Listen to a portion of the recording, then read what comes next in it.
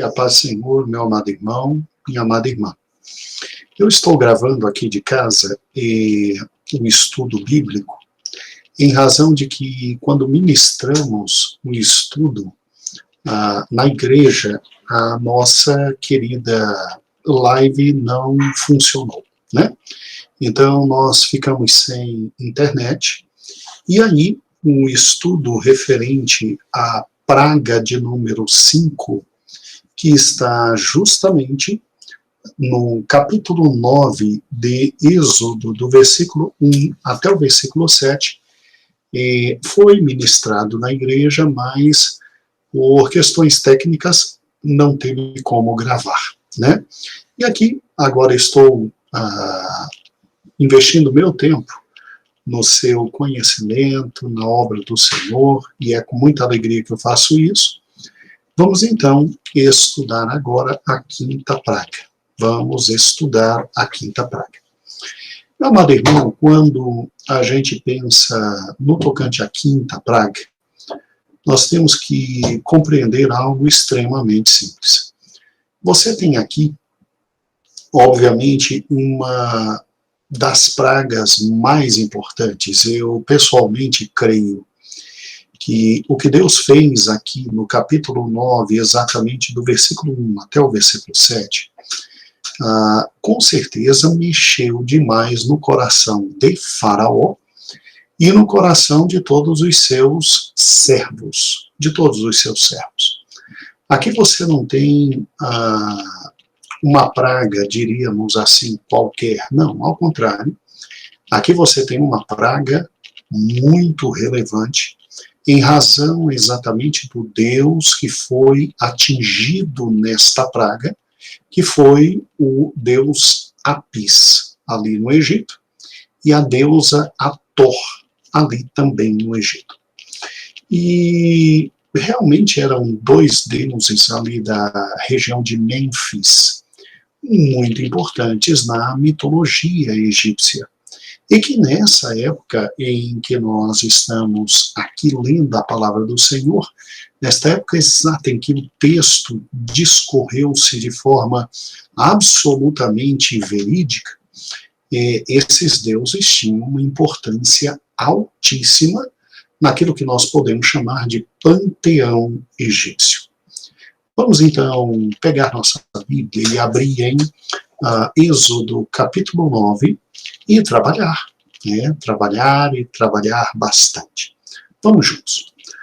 Êxodo capítulo 9, versículo 1 em diante diz assim: Depois o Senhor disse a Moisés: Entra a Faraó e dize-lhe: Assim diz o Senhor, o Deus dos hebreus, deixa aí meu povo para que me sirva. Porque se recusares deixá-los ir, e ainda por força o detiveres, eis que a mão do Senhor será sobre o teu gado, que está no campo, e olha que importante agora, os teus cavalos, os teus jumentos, os teus camelos, os teus bois, as tuas ovelhas, com pestilência gravíssima. E o Senhor fará separação entre o gado dos israelitas e o gado dos egípcios, para que nada morra de tudo que for dos filhos de Israel. E o Senhor assinalou certo tempo, dizendo: Amanhã fará o Senhor esta coisa. E o Senhor fez esta coisa no dia seguinte, e todo o gado dos egípcios morreu. Porém o gado dos filhos de Israel não morreu nenhum, e Faraó enviou a ver, e eis que o gado de Israel não morrera, nenhum. Porém o coração de Faraó se endureceu, e não deixou ir o povo. Aqui, meu amado irmão, nós temos uma das passagens mais interessantes no tocante ao Velho Testamento.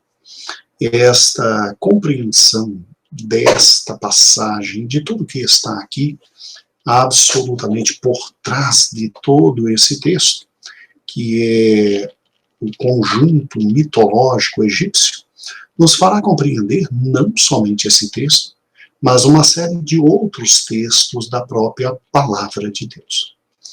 Porque a quinta praga, ela atinge em cheio estes animais pré-determinados. Porque, veja que interessante a descrição de todos os fatos conforme a palavra de Deus. Veja que até o versículo 5, você tem uma conversa entre Deus e Moisés. E o que eu acho interessante é que, simplesmente, no versículo 6, você já tem dizendo que o Senhor, no outro dia, já fez tudo o que tinha prometido. Então, veja que aqui você tem um corte muito interessante nas narrativas de todas as pragas, que vai ser uma marca normal para todas as pragas. Aqui você tem exatamente Deus conversando com Moisés, e não há no texto bíblico que Moisés foi até Faraó, conversou com Faraó, disse aquilo que Deus disse para que ele dissesse, e de repente, do versículo 5 para o versículo 6, a narrativa simplesmente diz que Deus no outro dia fez exatamente tudo o que tinha dito que faria. Então, em primeiro lugar, o primeiro cuidado que nós temos que ter aqui nesta narrativa é que, mesmo não constando o encontro de Moisés com o Faraó, esse encontro se deu, e esse encontro tendo ocorrido entre Moisés e Faraó, com certeza Moisés falou tudo que o Senhor mandou, e que está no versículo 1, assim diz o Senhor, o Deus dos Hebreus, deixa o meu povo ir para que me sirva, porque se recusares deixá-los ir, eu por força os retirarei. E aí a grande ameaça, agora, eu vou pegar o teu gado. Agora Deus especifica que parte do gado ele ia pegar. E ele diz, ó, vou pegar o teu jumento, eu vou pegar o teu cavalo, eu vou pegar o teu boi, eu vou pegar tuas ovelhas, com pestilência gravíssima, tá? E Deus ainda avisa, segundo fato fundamental, eu vou separar a partir de agora o meu povo do seu. E o gado do meu povo, os jumentos, os bois, as vacas, não serão atingidos, como o seu faraó será.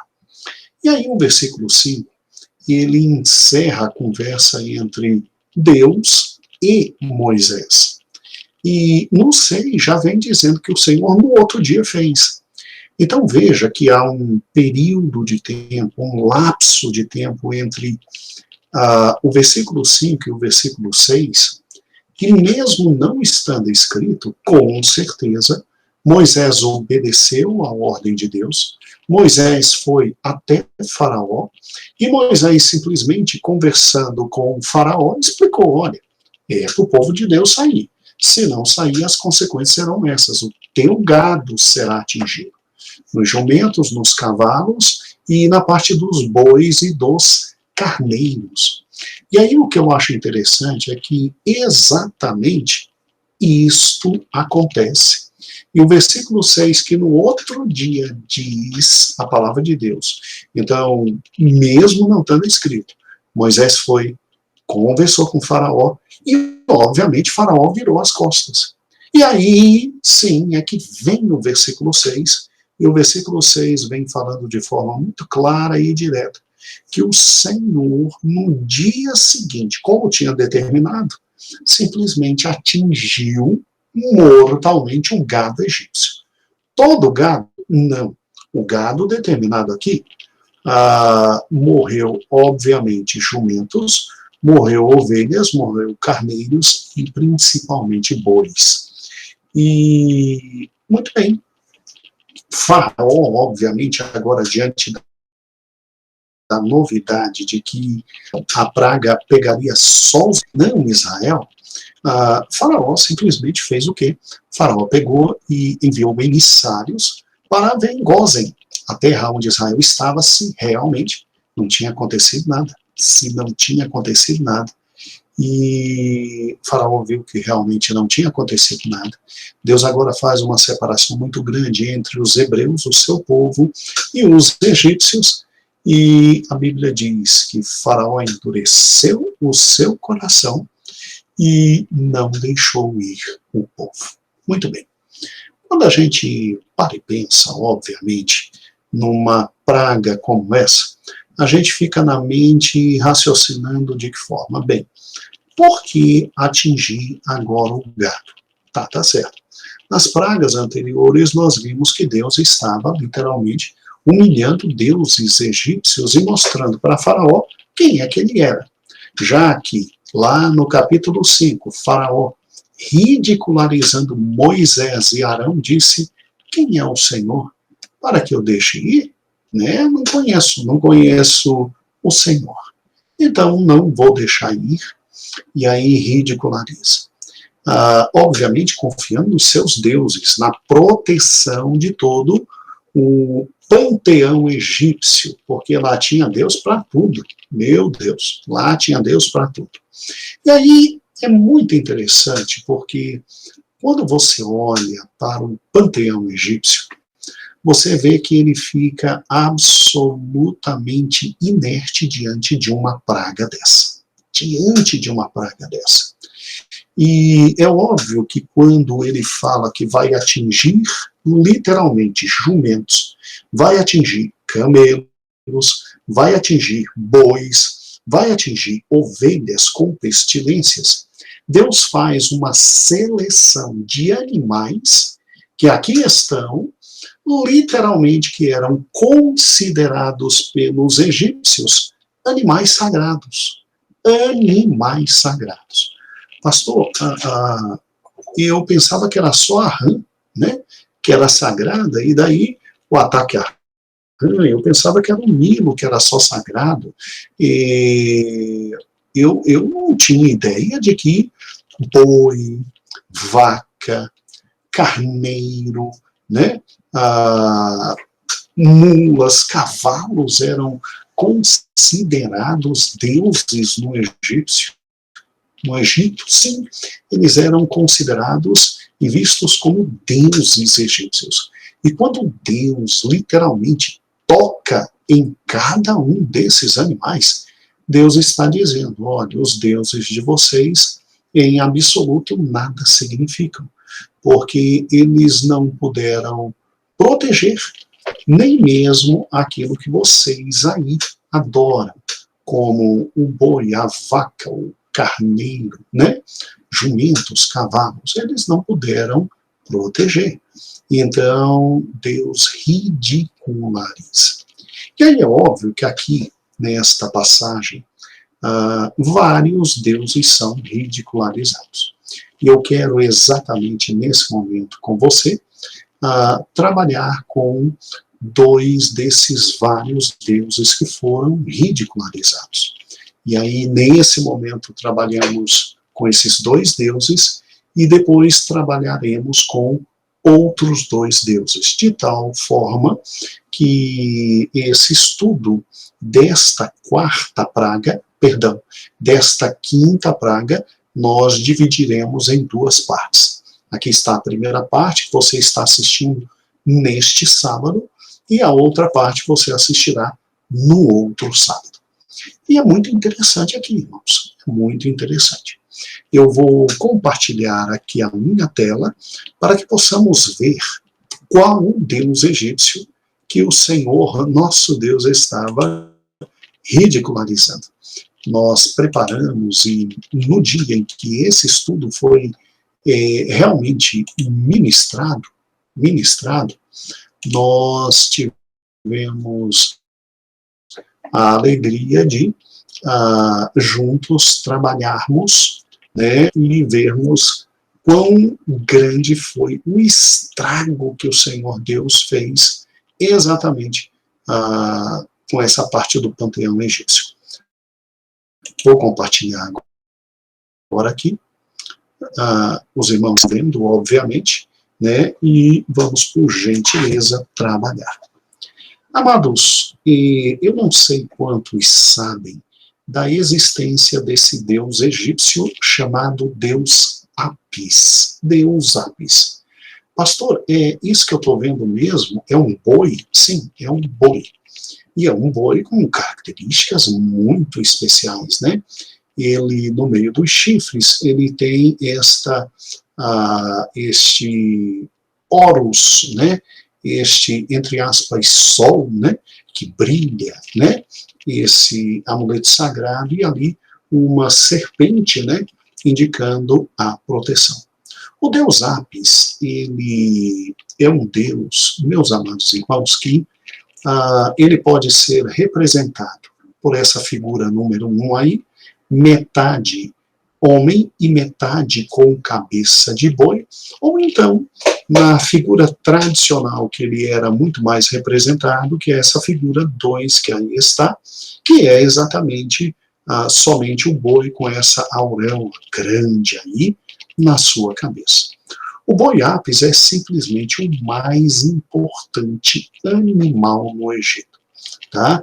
Ele tinha templos, aonde literalmente ele ficava, sendo alimentado por seus servos e adoradores, porque se acreditava que ele era um deus, a incorporação de um grande deus egípcio, chamado Ptah, né? E que ele é que trazia prosperidade para os egípcios. Ele é que trazia fartura para os egípcios. Você pode ver aí um escrito egípcio, né? E aí a figura do boi, do grande boi, e aí, obviamente, sendo adorado e alimentado pelos seus absolutamente servos. Aqui você tem outras figuras que você encontra perfeitamente. Essa figura 1, essa figura 2 aí, são representações que você encontra em pirâmides egípcias e em templos egípcios, homenagem ao deus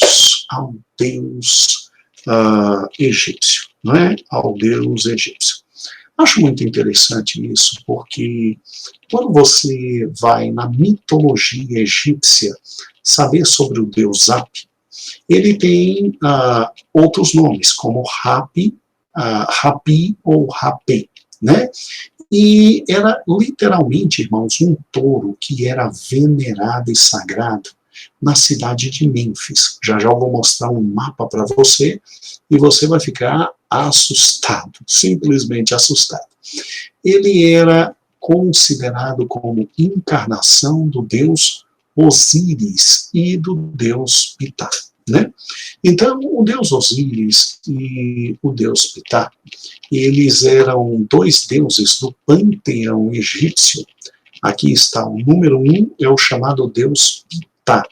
Ele é o deus dos ferreiros, dos marceneiros, dos artesãos, e o deus Osíris é esse aí, esse segundo.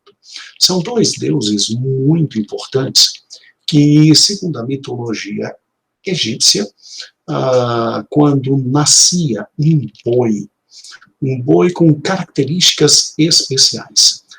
Como assim, pastor? Um boi com características especiais? Toda vez que nascia um boi com essas características, né? Deixa eu voltar agora aqui para mim.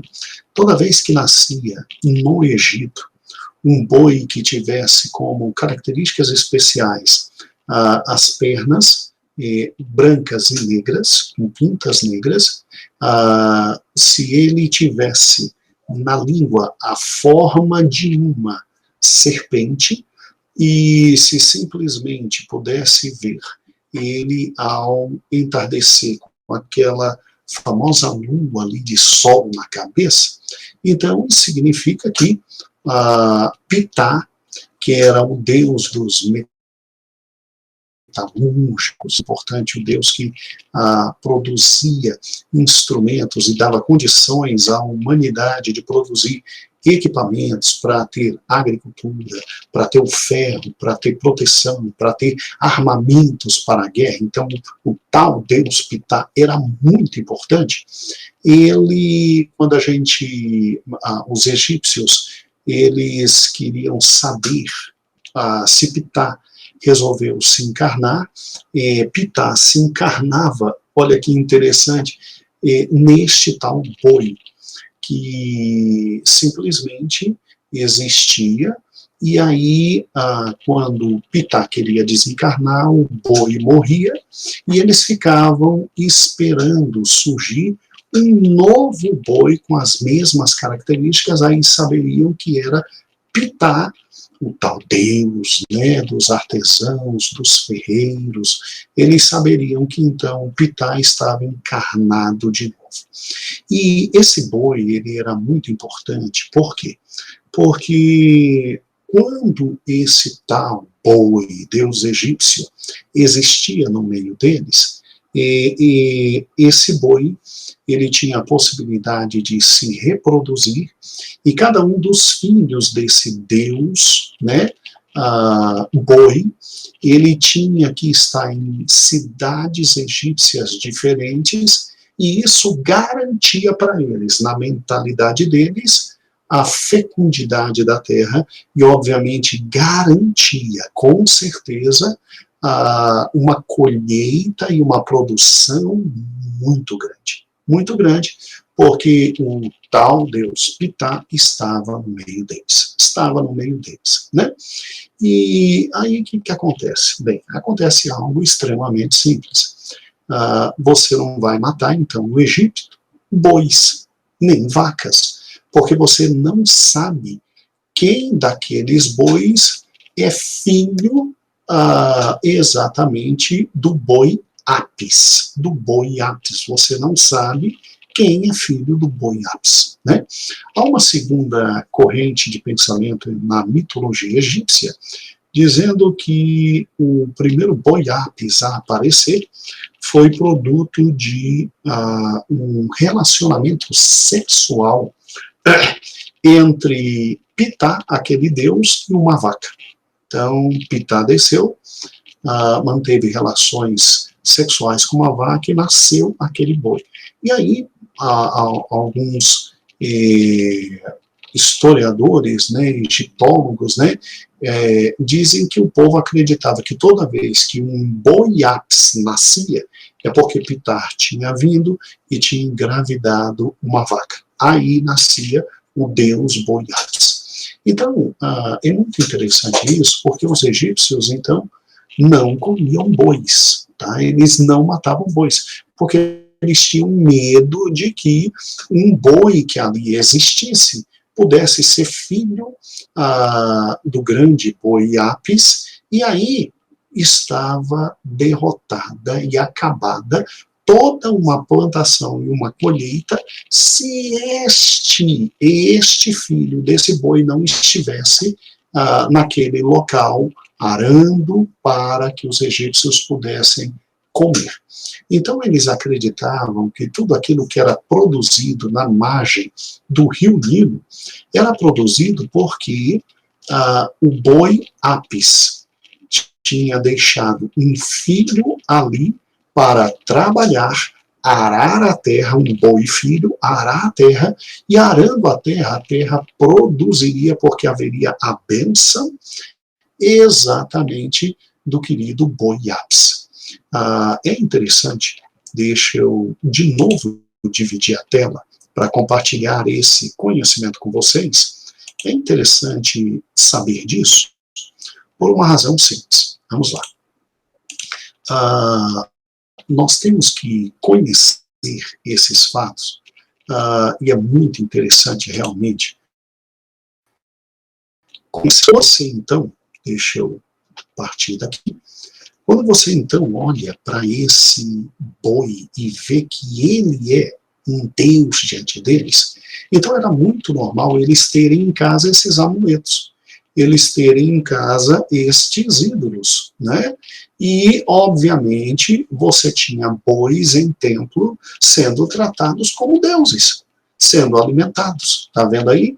tá? E, obviamente, imagens. Agora, olha que interessante. Só podia existir um touro ápis de cada vez. Então, a população buscava um touro ápis, quando encontrava, o tratava como Deus. E já providenciava que ele tivesse muitos filhos, para distribuir os filhos do boi ápis por todo o Egito, para garantir a colheita do Egito, né? E, obviamente, o boi ápis, que era o Deus mesmo, ficava na cidade de Mênfis, tá? Ao morrer, eles buscavam um novo boi. E era muito interessante que, se o boi ápis estava vivendo mais tempo do que devia, 25 anos, eles matavam o deus deles afogado, para ser um novo, para que ele pudesse morrer, e um novo boi ápis surgisse, para que as estações mudassem, tudo desse certo para eles na agricultura. E a informação que está aí é muito importante. Olha que interessante. Quando um boi ápis morria, um deus morria, eles mumificavam. Então, quando você tiver a oportunidade de dar um pulo lá no Egito, lá em Saqqara, você vai ver que tem muitas tumbas de bois mumificados. Eles eram literalmente tratados como deuses, né?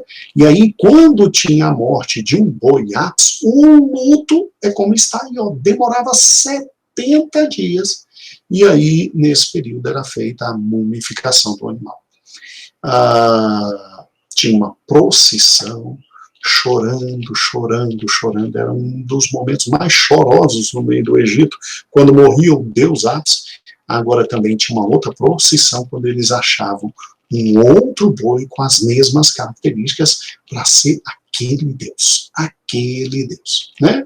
Bem, muito bem. Aqui está uma imagem, né? Toda vez que surgiu um novo boi, veja, e esse novo boi era apresentado em Mênfis com muita alegria, porque eles sabiam que estava literalmente começando uma nova, segundo eles, um novo ciclo de prosperidade na agricultura. Tá bom? Então, esse boi era a força vital da natureza, tá? Era a força vital da natureza, e ele significava sempre a vida e o renascimento da vida. Quero lhe mostrar algo interessante. Você está vendo esses dois mapas? Pois é. A cidade onde esse boi era considerado Deus, era a cidade dele, é a cidade de Mênfis. Está ali de vermelho no mapa à esquerda.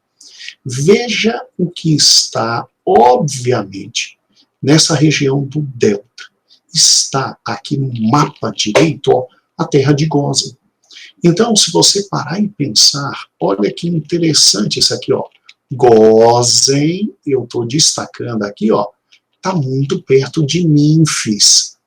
E isso, obviamente, com certeza, trouxe para o povo de Israel que vivia aqui um sério problema. Muitos deles eram adoradores desse Deus. Pastor, está falando sério? Estou falando sério. Você acha que os israelitas escapavam das influências dos deuses egípcios? Deus mandou 10 pragas para humilhar um por um dos mais importantes deuses, para provar também para o seu povo que ele era Deus. E vou lhe mostrar a prova do que eu estou lhe dizendo. Olha que interessante. Você sabe que imagem é essa?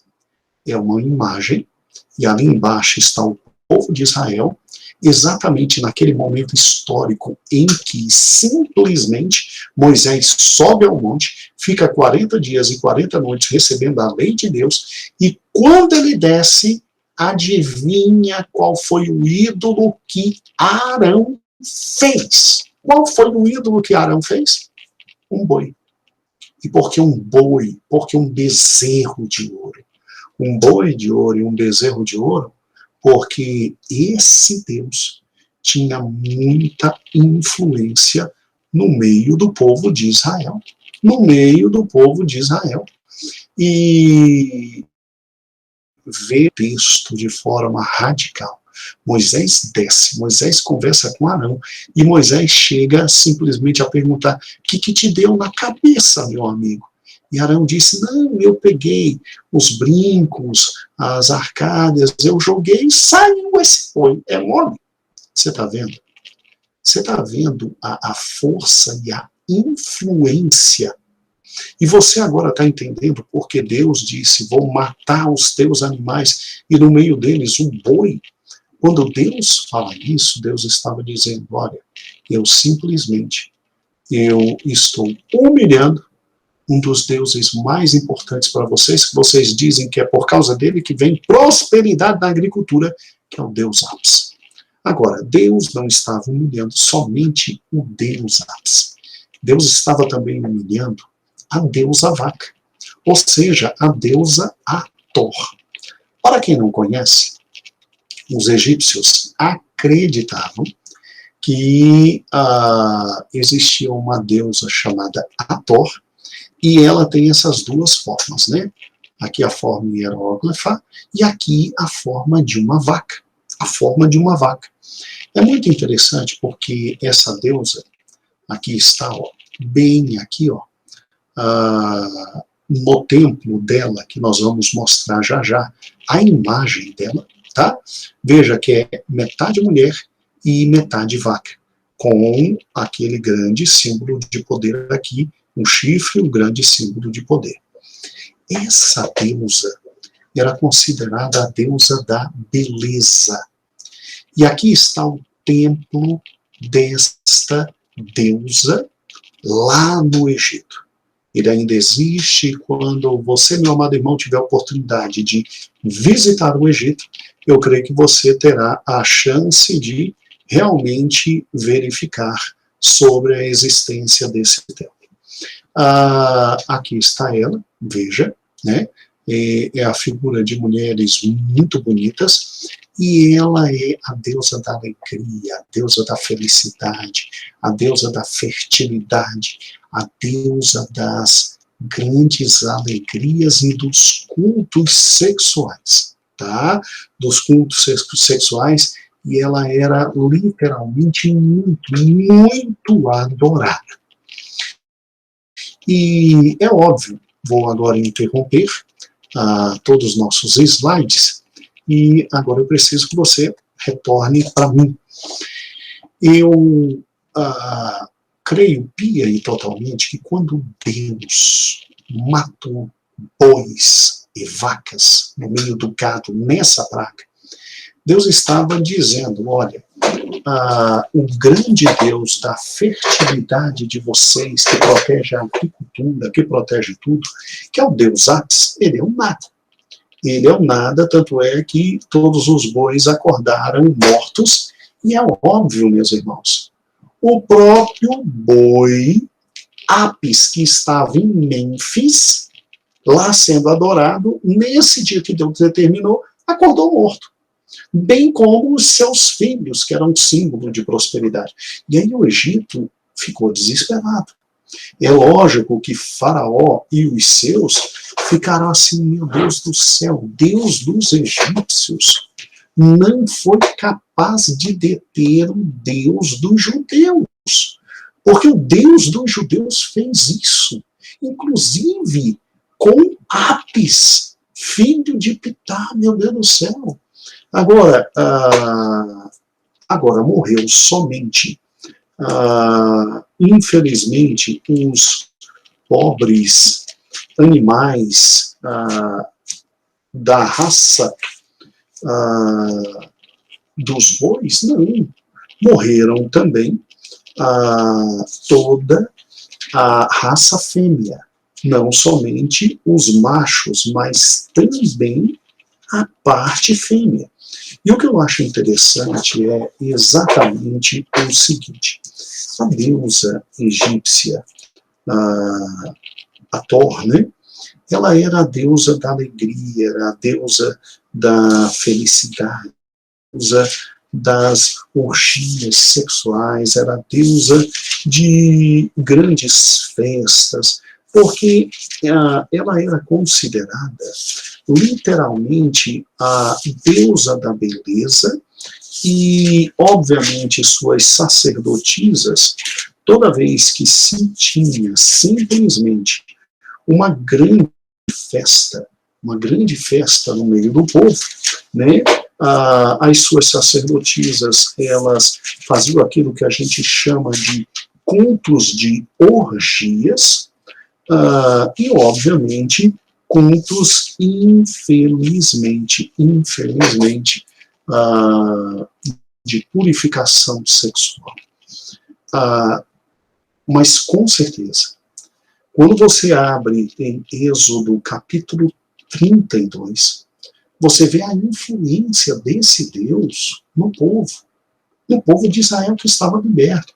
Porque em Êxodo 32 você não tem só e somente só, meu amado irmão, a presença do bezerro de ouro e da adoração ao Deus Pitá. Você tem literalmente aqui, olha que interessante. Você tem no meio dessa adoração festa absolutamente de índole sexual, maldosa, absolutamente baixa e vil, em adoração, com certeza, à deusa Hathor. A deusa Hathor. Tanto é que quando Moisés desce e simplesmente vê o que tinha acontecido, Moisés, ele vê simplesmente parte do povo e, de forma baixa, vil, se quedando a uma festa de índole também sexual. Acompanhe comigo em Êxodo capítulo 32. Êxodo capítulo 32. Né? Olha que interessante. Mas vendo o povo que Moisés tardava de descer do monte, ajuntou-se o povo a Arão e disseram-lhe: levanta-te, faze deuses que vão adiante de nós, porque quanto a este Moisés, este homem que nos tirou da terra do Egito, não sabemos o que sucedeu. Moisés estava 40 dias, 40 noites lá em cima. E Arão lhe disse: então arrancai os pendentes de ouro que estão nas orelhas das vossas mulheres e dos vossos filhos e filhas, e trazei-mo. Então o povo trouxe, arrancou os pendentes de ouro, e tomou em suas mãos, e formou com um buril, e fez dele um bezerro de fundição. Para e pense comigo, meu amado irmão. Moisés tinha tanta possibilidade de fazer outros deuses, por que fez o bezerro de ouro? Devido à importância do tal Deus Apis, que existia no meio deles. Era um Deus que era reconhecidamente o Deus que produzia a fertilidade, o Deus que produzia a comida. E aí Arão me faz um Deus desse, e simplesmente, versículo 6. E no dia seguinte,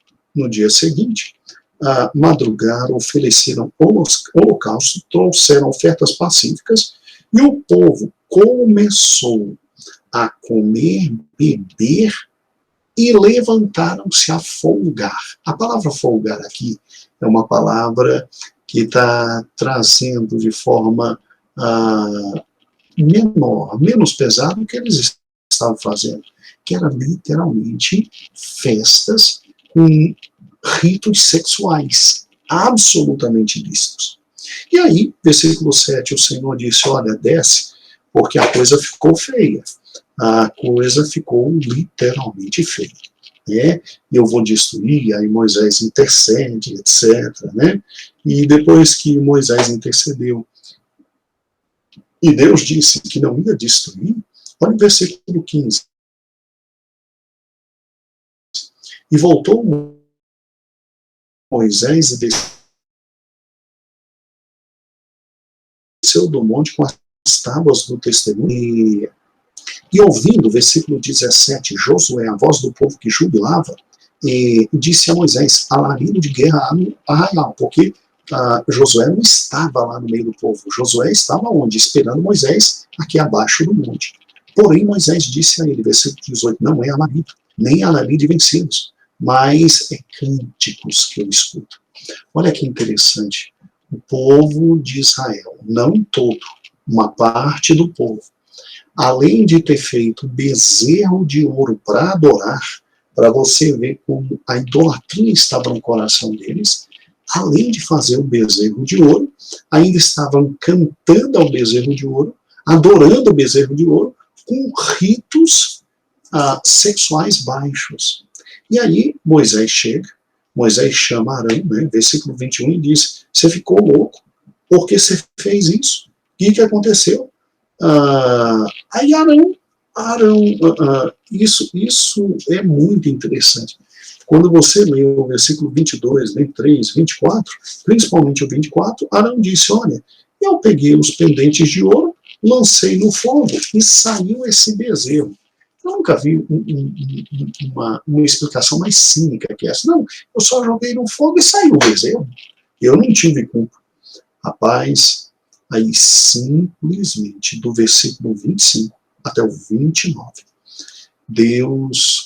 Moisés fala e diz assim, ó, quem não estava nessa palhaçada, pegue a sua arma e mate quem estava, porque Deus abomina isso.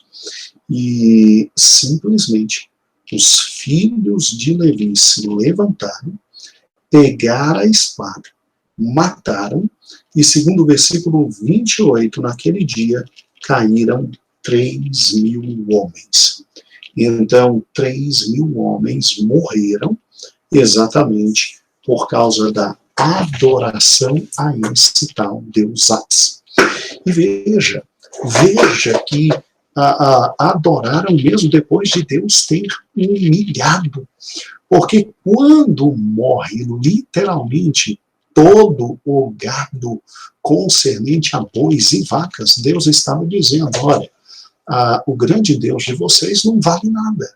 O grande Deus de vocês é um nada. Ele não conseguiu proteger a si mesmo, tanto é que o tal do boi Apis também morreu como todos os bois e está morto lá. A vaca Apor, né, também morreu e está lá, e vai fazer o quê? Vai fazer o quê? Né? Eu sou o grande, prometi que ia matar, e eu matei, e o Deus de vocês é impotente. Impotente. Então, que interessante, né? Que interessante. Para você ter uma ideia de quão importante era o Deus Apis, você se lembra o que o nosso grande Deus fez quando quis tirar literalmente José da cadeia? Você se lembra o sonho? O sonho tinha vacas gordas e depois vinham vacas magras que engoliam. E ninguém entendia isso. E Faraó ficou desesperado, porque na cabeça do faraó da época, literalmente era o Deus Apis avisando alguma coisa que ele não sabia que estava sendo avisado. E o mais interessante, os magos do Egito, os sábios, não conseguiram interpretar. Aí lá vem José, e José diz, olha, o Deus dos céus vai dar a interpretação. E deu a interpretação. E olha que interessante, Deus poderia ter chamado a atenção de Faraó, na época de José, de todos os jeitos, mas ele chama desta forma, para você ver como este Deus tinha grande importância no meio do povo do Egito. No meio do povo do Egito. Tá ok? Muito bem. Você compreendeu uma série de passagens. E agora você compreendeu por que Deus simplesmente, na quinta praga, disse, ó, eu vou matar animais. Exatamente os animais que vocês adoram, eu vou matar. E, obviamente, de todos os animais que aí estão, os principais eram o boi e a vaca, por causa desses dois grandes deuses que eles tinham. Desses dois grandes deuses que eles tinham. O nosso querido pastor Heber vai deixar para você 2 vídeos que eu apresentei quando estava na aula, tá certo? Ali na igreja, na quarta-feira, eu apresentei no devido momento. Quem acompanha na quarta vê tudo na íntegra e fica melhor, né? E aí estarão aqui embaixo. E aí assista esses 2 vídeos, eles são interessantes para complementar todo esse estudo. E lembre-se, não há Deus maior. Não há Deus tão grande como o nosso Deus. E, obviamente, se os egípcios adoravam vacas, porque criam na tal deusa Hathor, e adoravam bois, porque acreditavam no tal Deus Apis, o nosso Deus. Ele lá em Gênesis diz que ele, pelo seu poder, com sua voz, criou todos os animais. É um Deus grandioso, não é? E se Faraó já estava com um pouco de receio em razão de Deus ter tocado no Nilo, ter tocado em Haket, na praga das rãs, né? Depois veio a praga dos piolhos e a praga das moscas. Agora a coisa ficou feia, porque Deus demonstra que o grande Apis e a grande Hathor nada são. Irmão, um grande abraço. Eu espero que esse vídeo supra a aula que não podemos gravar na igreja. E no outro sábado, nós terminaremos essa 4ª praga falando por que Deus resolveu atingir cavalos, jumentos e carneiros. Por que essa seleção especial? Porque aqui estão outros deuses egípcios que de forma muito interessante é fundamental eu e você conhecermos. A paz do Senhor, Deus te abençoe.